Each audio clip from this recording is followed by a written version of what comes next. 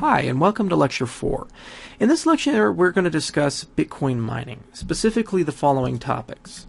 First, we're going to go ahead and discuss why mining is necessary. Next, we're going to discuss a block. Then we're going to discuss the blockchain, mining hardware, mining pools, how to set up a mining client, and then finally, we're going to discuss the future of mining very briefly. So let's go ahead and begin discussing why mining is necessary and what exactly is mining. So let's begin with an elucidating example. Here is the $100 bill. And you'll notice a couple of features about it. First, we'll have a little name on here, the Federal Reserve, which is the central issuing authority. You have the United States of America, so you kind of understand what nations it's associated with. There's some nice little signatures. The Federal Reserve has its little seal, but it also has a number attached to it. And this number actually lets them verify that this bill is a legitimate bill in circulation. There should only be one bill currently floating around the world, wherever this $100 bill may be, that has this number on it. Okay? So the advantage of a central issuing authority is that it can arbitrarily decide, if necessary, that it needs to create new money.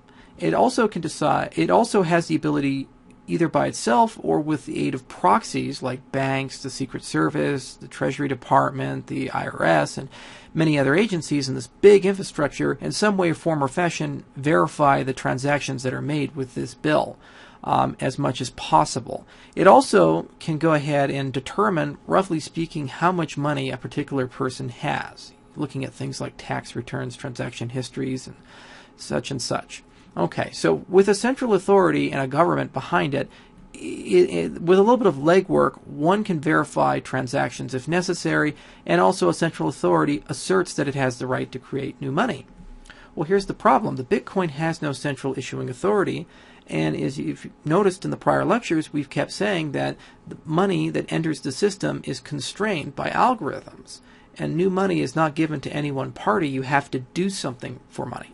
So mining, in a nutshell, is the process upon which new money is created and put into the Bitcoin economy based upon merit, and also is the process upon which transactions are verified. In fact, transactions verified via the mining process are significantly better verified than transactions in the U.S. economy. I like to use the analogy of, imagine going into Walmart and having a Secret Service agent standing at every cash register, and every time somebody spends $20 or whatever have you, they hand their money.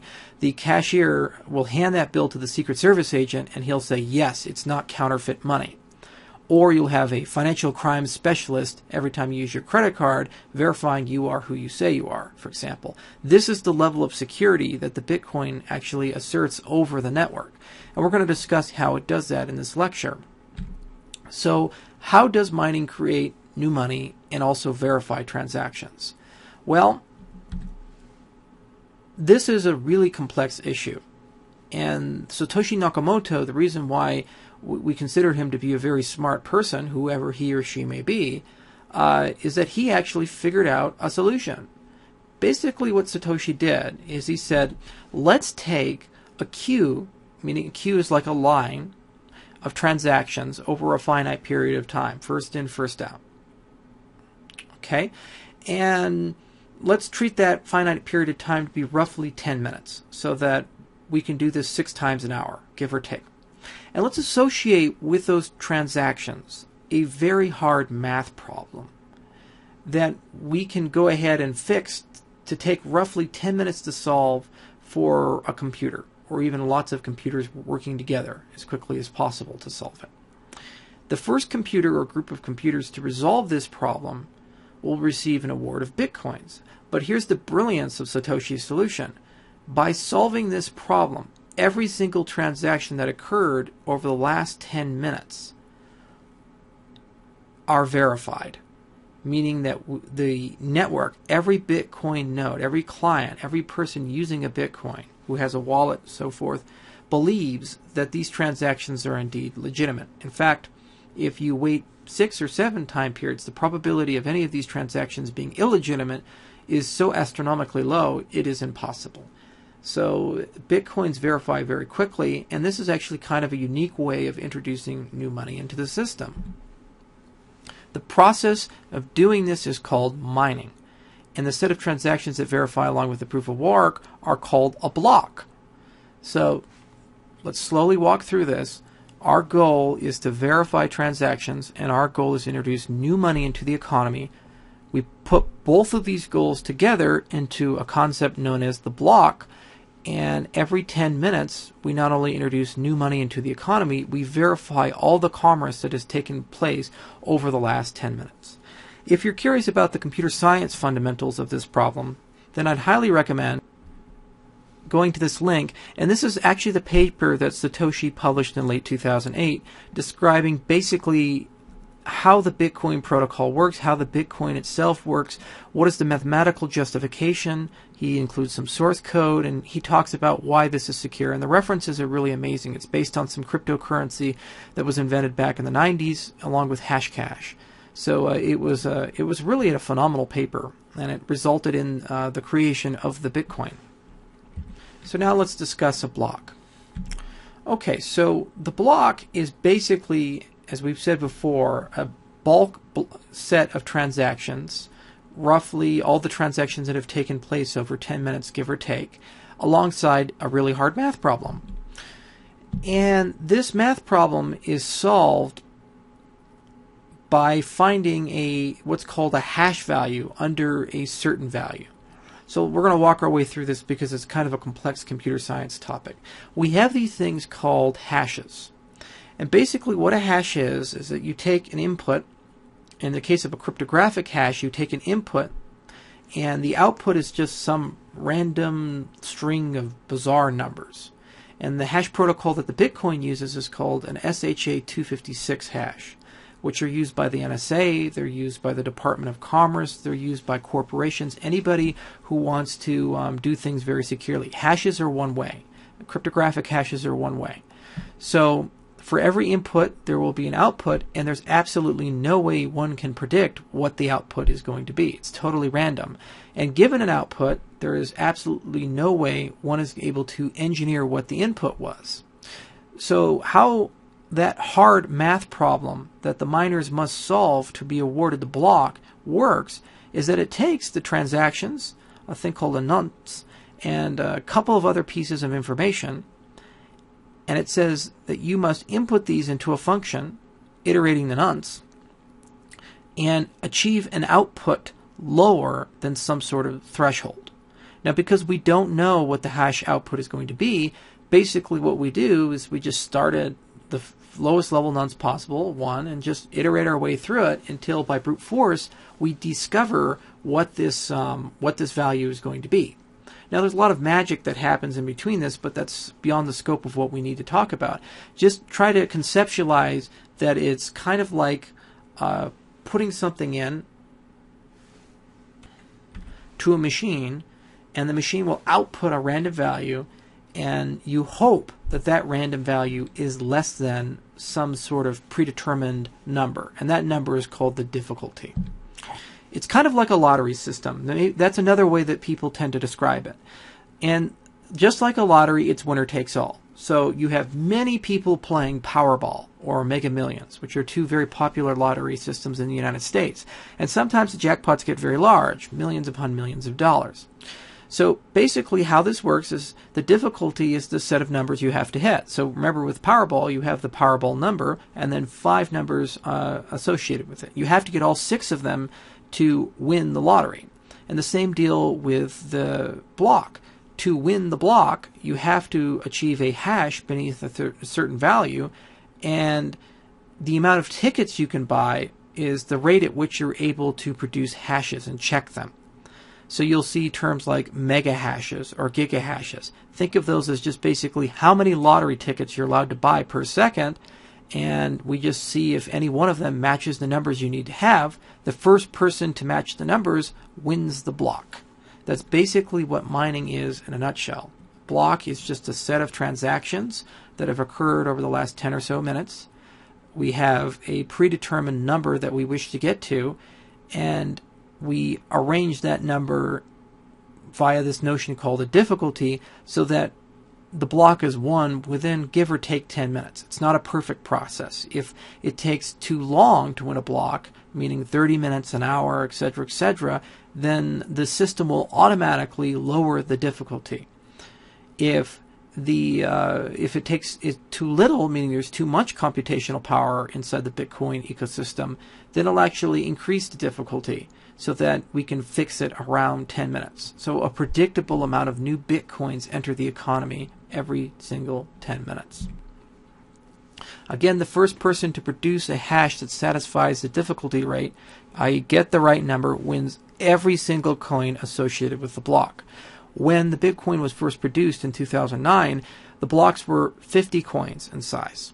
Now the blocks are 25 coins, and every 4 years the blocks awards are cut in half. So we just recently cut the awards from 50 to 25, and within 4 more years, 25 will be cut down to 12.5 Bitcoins per block.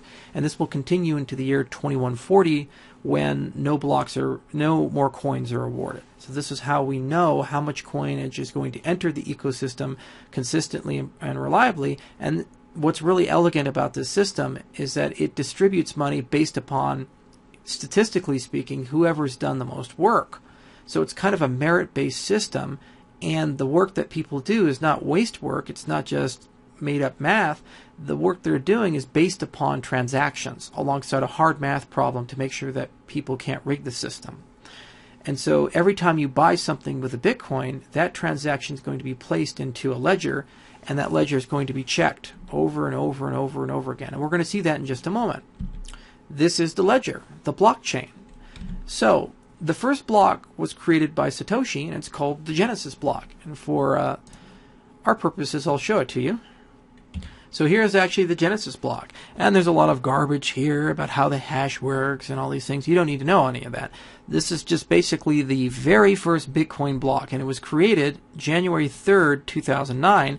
And Satoshi decided to include a headline from the New York Times, which says, "Chancellor on brink of second bailout for banks."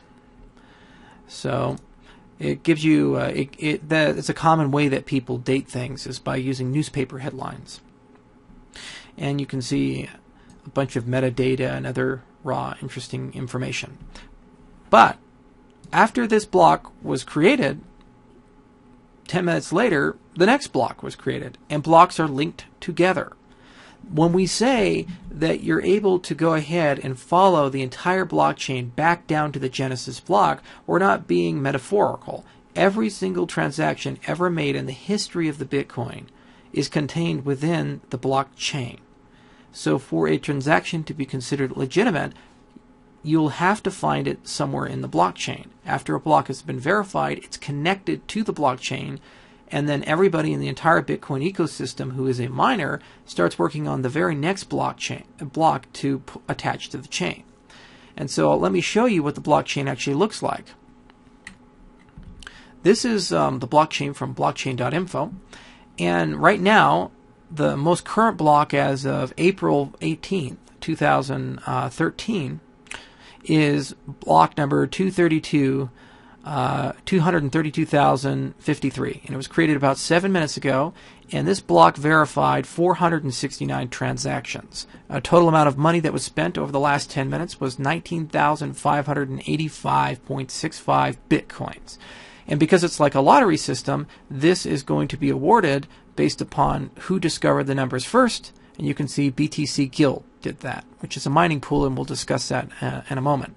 But blockchain actually contains transaction records for every single block back to the Genesis block.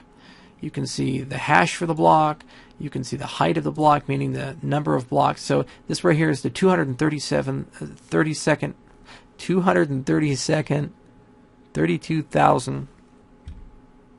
This right here is the 232,053rd block to have been produced. And then we can take a look at the prior block. And this one was constructed in Germany. And this one right here, it was constructed somewhere on the East Coast in Massachusetts. It's kind of a really amazing thing to be able to see. And we can see the slush pool. That was in Germany. Germany. I guess there's a lot of German blocks in the network. But what you should take from this is that not only are we able to verify transactions and understand that the money you spent, you've had the right to spend, we actually, as a result of the blockchain, can vet every transaction since the very beginning of the Bitcoin. This is currently impossible with any normal money. There is no way with the US dollar that one can take an arbitrary dollar and, since when it was put into circulation, know every single location it's ever arrived at. In fact, there have been attempts by the Treasury Department to just track a couple of dollars that have flown through circulation, and it turned out to be nearly impossible. They lost most of the dollars, and only a few percentage points of them ever managed to complete a large enough journey for them to record it and get good data, because some dollars just disappeared, some dollars were destroyed. The blockchain is amazing in that if a Bitcoin is created, for the rest of the Bitcoin's existence, we'll know where it's at and we'll know what accounts have received it, even though we don't know the identities of the people who have received it. So you can have your anonymity and also have great statistics at the same time. Blockchain is really an amazing thing. Think of the blockchain as basically a ledger. That's all you really need to know. It's basically a gigantic book. It's right now 6.5 gigabytes. The maximum size it can grow per year is 48 gigabytes. Generally, it grows about 1 to 2 gigabytes per year. Currently, people can can download and actually analyze the entire blockchain on their computer. Over time, it'll become more cumbersome, especially as the transaction volume picks up. But all intensive purposes, the blockchain is just a giant book that you can look through and understand where the coins are and verify who owns what. And everybody has a copy of it. The blockchain's size and complexity prevents anyone from attempting to counterfeit transactions. I mentioned in a prior lecture the 51% attack. So it is conceivable that if someone gained 51% of the computing power of the Bitcoin network, they would be able, because of the way these math problems work, this proof of work is done, to actually counterfeit coins and cause other shenanigans. But I'm going to give you an idea of how much computer power is necessary to be able to get 51% of the Bitcoin network. So this is, as of November of 2012, the list of the most powerful supercomputers on the planet. So right here at the Department of Energy Oak Ridge National Laboratory, there's Titan, which was a $500 million, incredibly expensive, massive, multi-megawatt supercomputer. It took years to build. It took lots of planning, tons of scientists and really remarkably smart people. And this thing is used to do stuff like weather calculations. It's used to model nuclear explosions. It's amazing complex, and it's all the stuff it does is classified because it's in a secret government lab. And you can see there's one in the United States, there's one in Japan, there's one in China and Italy. But you can see all of these guys, they're around 27,000 teraflops, 20,000 teraflops, 11,000 teraflops, and so forth. I'm going to convert this to petaflops for you because the next statistic I'm going to bring up is going to become relevant. A petaflop is 1,000 teraflops. So the overall power of this computer, somewhere between 17 and 27 petaflops. And it has 560,000 computer processors in it. It's a pretty amazing thing. Okay, so now let's take a look at how much total processing power is in the Bitcoin network.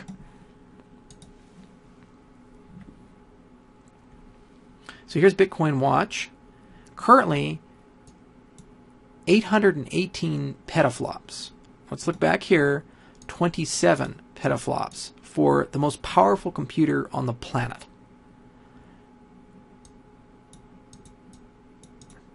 $20 petaflops for the second most powerful, 11 for the third most powerful, and so forth. The Bitcoin network is 818 petaflops. You need 51% of that processing power to be able to cause problems to it. So you'd need over 400 petaflops of processing power. If you were to add up everything on this list, the top 10 most powerful supercomputers in the world, one's in China, one's in Italy, several in Germany, and so forth, you wouldn't even be able to touch it. You wouldn't even be able to get 51% of the computing power of the Bitcoin that you would need to rebuild the blockchain in a way that could cause problems. So this is why when people say the Bitcoin is computationally secure, even with the most powerful supercomputers on the planet at this point, it is physically impossible to go ahead and rig the blockchain to do things like have illegitimate transactions or counterfeit transactions or steal money and so forth. So computationally speaking, the Bitcoin is more secure than probably anything else on the planet. And using the right software, one can verify transactions very quickly and very easily. All right, so now we know what mining is, and now we understand what a block is, and we understand what the blockchain is. How do you actually mine? What do you need to do it? You need hardware. And so generally when the first Genesis block was created, Satoshi Nakamoto used a processor, used an Intel processor to go ahead and mine a block. Okay? And the difficulty rate was sufficiently low at the time that he was able to do this very quickly. He could generate lots of blocks because he wanted to go ahead and get some Bitcoins into circulation. Then as the difficulty ratcheted up, it became more and more difficult.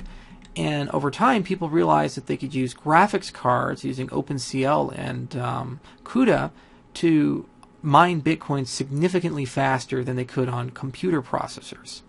So now Bitcoin mining is mostly done with graphics cards, the most popular AMD cards.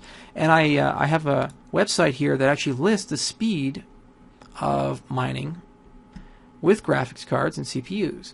So if you look at a couple of graphics cards, and these are all AMD cards, here's the Model 5 7070. That's 212 mega hashes.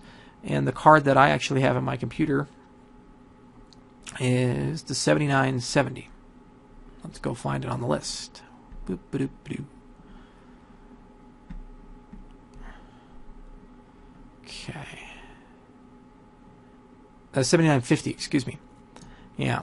So right here. 510 mega hashes. And that's about what I'm getting. So let's compare that to some computer processors.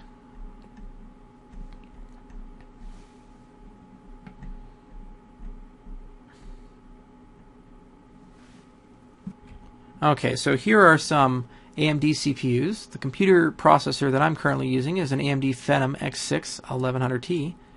And I can get about 22 megaflops, 22 mega hashes, compared to my graphics card, which gets over 500. And you can see the Intel chips do not fare much better either. So this kind of gives you an idea that if you're going to be mining Bitcoins, you're probably going to have to do it on a graphics card. In fact, you can't make any money doing it on a computer processor.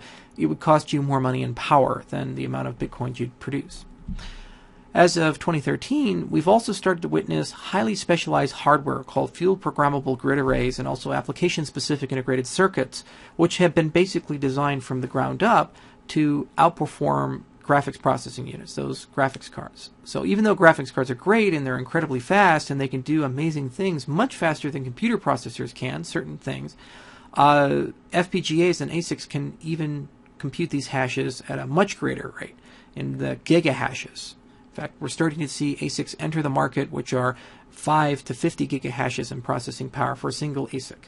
Whereas the best graphics card on the market, the 7990 from AMD, is about 800 megahashes to a gigahash. So some of these ASICs are 25 to 50 times faster and consume less power. So it's pretty cool to see that people are now starting to build hardware from the ground up just to mine Bitcoins.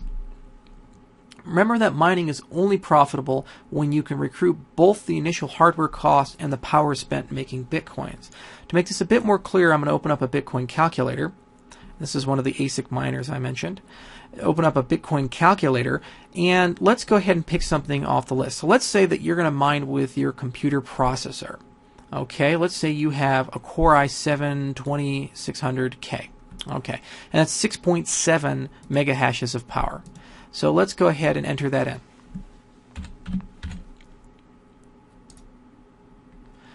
If you were to mine for an entire month, right now you would make about $1.30 at the current exchange rate, which is, let's find out.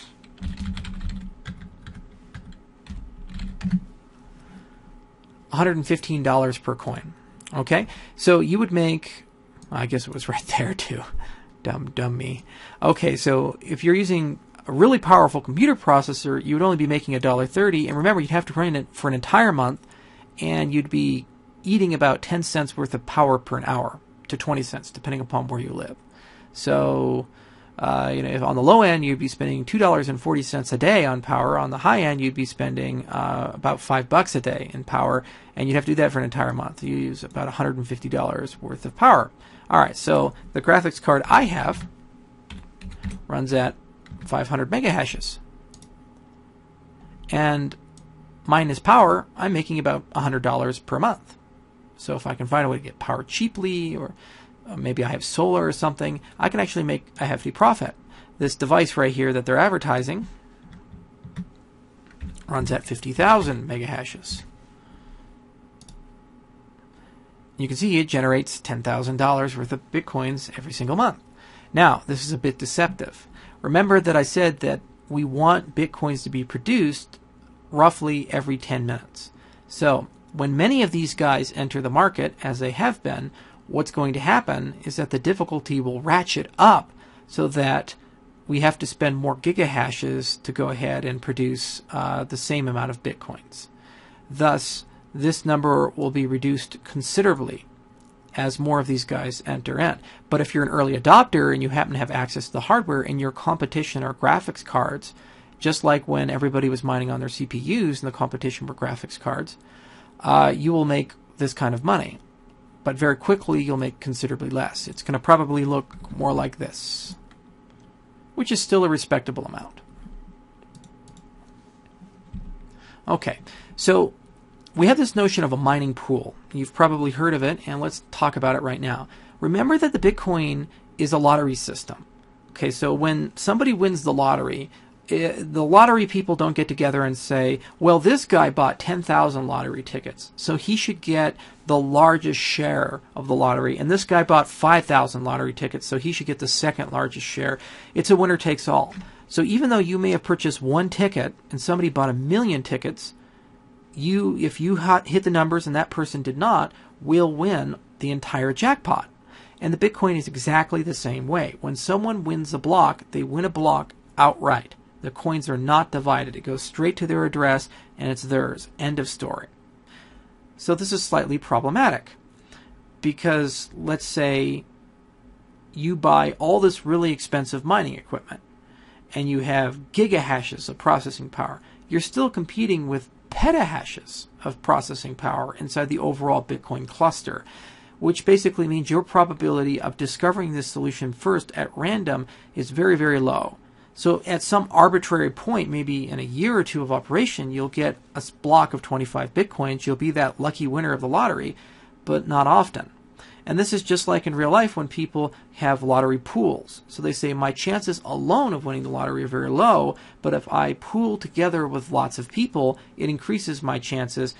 But then you have to trust that whoever's in charge of the pool is going to distribute the winnings. So the mining pools were created basically to combine massive sets of computers together so that the probability of these computers collectively finding that solution is very high. And in exchange, you get an equal division for the work that you've put in minus an operator cost. Pool operators generally take about 2 to 5%, sometimes a little more, sometimes a little less. It depends on a lot of features and factors. But the notion is that they share money in accordance with the work that people have done for the pool. So here's a list of common pools. There's 50 BTC, there's BitArena, BitCash. BTC Guild is currently the largest Bitcoin pool. The one I personally use is, let's see here, Slush's pool, mining.bitcoin.cz. And you can see in gigahashes, these are the amount of processing power that they have. And actually, this hasn't been updated for a while. These figures are not right at all. There's considerably more power entering the Bitcoin ecosystem than what's being listed here. And that's to be expected because ASICs and FPGAs have entered. But anyway, the probability that any one of these people is going to win by a brute force alone is proportional to how much work that they put in. So BTC Guild statistically is going to win more often than, let's say, Slush. So let's go ahead and take a look at blockchain. And it's telling us who's won. And you'll see BTC Guild, BTC Guild, BTC Guild, BTC Guild, BTC Guild, Slush. Okay, and then 50 BTC. And we see that they have lots more processing power than Slush does. So just even looking at a couple of blocks, we can see that this is indeed a good breakdown. And so for participating in a pool, you will receive a share of the work you've done. So when Slush finally does win a block of coins, the pool remembers who's done the most work, and the majority of the coins are given to whoever's done the most work, and it trickles its way down. So I'm currently mining with two graphics cards, a 7950 and a 7950, and I'm getting about $200 a month worth of Bitcoins. And I have some ASICs on the way, which are going to considerably increase my workload, and that will earn me several $1,000s a month if the market rate continues to stay around $115. And we'll discuss the market price in our speculation lecture. So if you wish to participate in a mining pool, one thing I'll warn you about, and I'll put it in bold red, is there is no notion of contracts in this world. It's kind of like the Wild West. The pool operator is the person who shall receive the Bitcoins first. It is the pool operator's sole decision to go ahead and allocate these Bitcoins out to people. So things like BTC Guild and Slush's pool, for example, they've been around for some time. People trust them. I trust them. I've been doing business with them for several years. They're not going to screw you. But some new pool operators, some pool operator you've never heard of, could conceivably just wake up one day and say, all the Bitcoins I've won, I am going to keep. Poo on you guys. So sorry. Okay? So you have to make sure that you trust the pool operator before you do any business with them, i.e. share your computer. All right, now let's go ahead and discuss how to set up a mining client. Let's say, for the sake of the argument, you've listened to all of this and you say, Charles, it's a really cool idea. I think I can make a little bit of money because I got a nice powerful graphics card in my computer. How do I actually mine? You've told me what mining is, what mining is used for, blah, blah, blah, but how do I actually mine? Well, you mine by using a mining client. There is one that's created by the Bitcoin Open Source Foundation, but it's hard to use. So there's a new client that's been out for a little bit called GUI Miner, and it's really, really easy to use. Just go ahead and download it, save it, and I actually have a copy of GUI Miner running. You can see it's right now connected to Slush's pool, and even though I'm getting a slightly reduced hash rate as a result of recording this video, I'm actually mining Bitcoins while talking to you guys, and I'm mining at the rate of right around 440, 450 mega hashes per second. And this is connected directly to Slush's pool. Slush is keeping a record of all the computations that I'm doing for his pool, and when they get a block of coins after a couple of verifications, Slush actually sends these coins straight to my Bitcoin wallet. And I've been doing this for quite some time. So GUI Miner is really easy to download. It's really easy to configure. You just basically download it. You don't even have to install it. You just open up the zip folder, and then you'll go ahead and put in your username and your password for whatever pool you're associated with. And there are many pools, as you can see, that are supported by the client. Okay, and let me show you what my pool looks like. Let's see. All right, so let's see, Slush Bitcoin. Mining CZ, I never can remember the URL. Okay, so this is right here what the Slush mining pool looks like. You just sign up for free. He explains everything you need to know, and you can also actually send Slush an email on his site with or talk to him with live support. He has every incentive to help you configure your Bitcoin mining client because it gives him more processing power. So I'd highly recommend using Slush or Bitcoin Miners Guild. BTC Guild has a slightly better web interface. Their fees are a little higher though. Okay. I would only recommend mining currently if you have an AMD graphics card, and I'd recommend you check the hardware list to get an idea of what your mining rate will be. The 7950 is one of the best graphics cards on the market right now. It cost me $300 when I purchased it, and therefore it's giving me pretty good hash rates. But even if you have an expensive NVIDIA graphics card, for example the GTX 680, which is a very expensive, very powerful card, due to architectural decisions that NVIDIA made, the NVIDIA card isn't so good for doing things like raw hash computations. there are complex technical reasons for this. It doesn't mean the GTX 680 is like a worse graphics card than an AMD card. They're just architecturally different, and it turns out that the AMD cards are a little bit better for mining. In some cases, they're twice or 3 times as fast as their NVIDIA counterparts. Although AMD cards are slower in certain respects for other computations like tessellation, for example, but that's not used with Bitcoin making. So I'd only recommend mining if you have an AMD graphics card and your graphics card is relatively new, 5000 series or 6000 series or better, and please check the hardware list that I provided to go ahead and see what your hash rate is going to be. Then what I'd recommend doing is go ahead, I guess I already had a link to Slush's pool in here. Go ahead and check out the Bitcoin mining calculator that we had in the prior slide, and just kind of get an idea of what your return is going to be. And you should factor in power. To mine effectively, you're going to have to leave your computer on basically 24 hours a day, 7 days a week. You can have a little bit of downtime, but whatever downtime you have is less money in the bank. So just make sure that you're actually making money. You're not actually spending all of your profits on power. So right now, as it stands, your hash rate should be around 400 to 500 mega hashes. If it's not in that area, you'll probably per watt lose money just paying for the power for your card. Okay, now let's go ahead and briefly discuss the future of mining. Over time, mining will become the domain of large entities with highly specialized equipment and well-developed skills. As of right now, because the Bitcoin is very new, it's very well distributed, basically it's just a bunch of people leaving their computers on at night. But we've already seen electrical engineers, software experts, people who really know what they're doing, getting into this industry and building very special, very unique hardware specifically to do the kinds of math necessary for that proof of work problem that Satoshi designed in the initial Bitcoin protocol.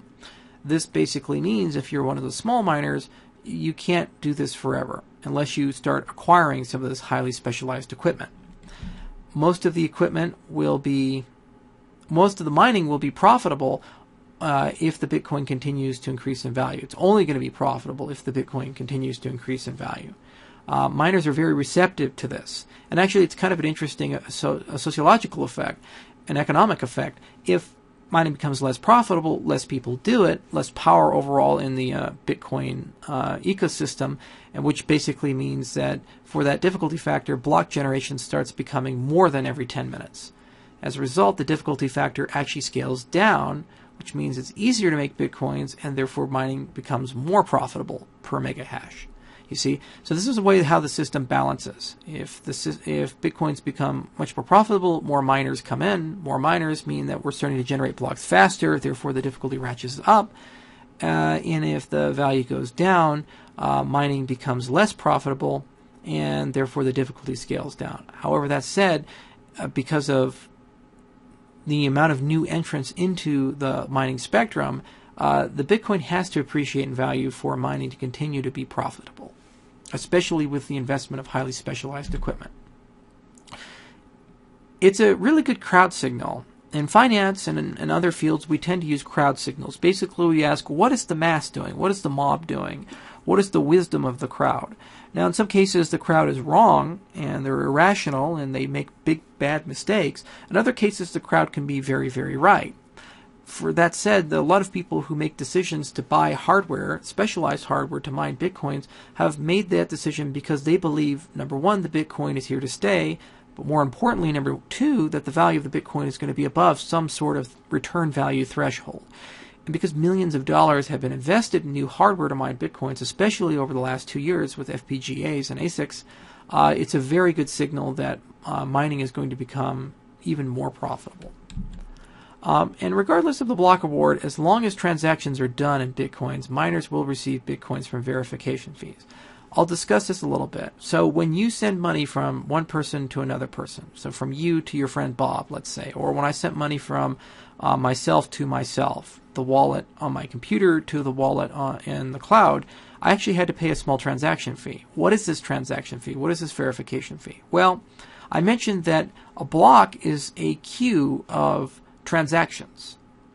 Whether my transaction is in that queue or not is entirely up to the miners who verify blocks. Now, you as a miner may say, hey, wait a minute, If you want to get your transaction verified before the other people, pay me a little bit of money, i.e. a transaction fee. So these transaction fees aggregate are what determine who gets their transactions verified first, usually in order of who pays the most. So if you have a very high value, very large transaction that you'd like to get verified, generally people will pay a small fee like 0.01 or 0.05 bitcoins or something like that to make sure that that transaction gets verified very quickly. If you have a very small transaction, for 0.001 bitcoins, for example, some cases, if the transaction volume is high, it may take several hours for my transaction to be verified because the transaction's smaller than a reasonable fee. So usually I can get it done. That said, every transaction inevitably will be verified regardless of what it is. But if you pay nothing, no transaction fee, it could sometimes even take days to verify a transaction. As a miner, whoever wins the block wins all the transaction fees associated with the block. So let's say for the sake of the argument that we stop making bitcoins. As long as there's commerce with the bitcoins and thousands of transactions being done per block, those transactions aggregate together will still be somewhat profitable for people to mine. So mining will always be profitable as long as first the Bitcoin is somewhat valuable and also the hardware cost plus the power cost to run the hardware is lower than the transaction fees. Okay, so that's all I have for you on the mining lecture. This is a very complex topic. What you should really try to take away from this lecture is mining is just a tool that was invented to replace the notion of a central bank as the issuer of new money and also to verify transactions that have occurred. To run a decentralized currency and make sure that everything's legitimate, everybody's on the same page, you need some sort of computational mechanism to do so. And Satoshi's solution is the one you see with these proofs of work. It's pretty amazing. Proofs of work first started appearing actually back in the 90s when people were considering ways of preventing spam as a curious historical footnote. And one of the solutions was, how about we make a computer before it sends an email do a computation that takes several seconds? Well, if you're sending your email, you wouldn't really care if it took an extra 5 seconds to send your email. But if you're a spammer, you would have to send several million emails every several minutes to go ahead and make that worth your time. Unfortunately, if you're sending, let's say, 50 emails, and it's taking 2 seconds each, that's 100 seconds. So it's a little over a minute and a half to go ahead and send. Think about how long it would take to send 1 million emails.